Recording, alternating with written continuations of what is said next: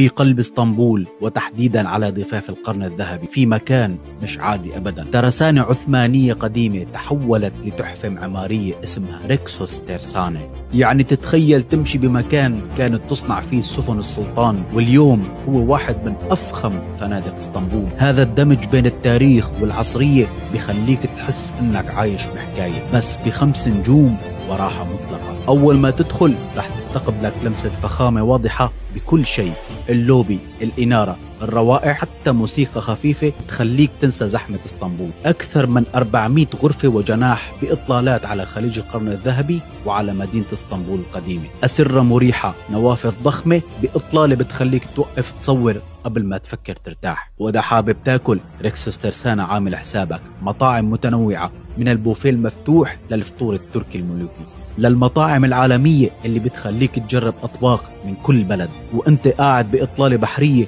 وكأنك بأفخم مطعم في كل أوروبا. وعندك سبا ريكسوس، مش سبا عادي أبدا، حمام تركي تقليدي، ساونا، مساجات عالمية وجلسات استرخاء بتخلي جسمك وعقلك يقولوا شكرا. وممشى الفندق البحري، انت حرفيا بجانب أحياء اسطنبول القديمة. ورغم كل هذه الفخامة إلا أنه أسعار الفندق بالمتناول، خاصة إذا حجزت عن طريق شركتنا رح نوفر لك حجز مضمون 100% وتدفع لما توصل وبدون أي دفعة مسبقة.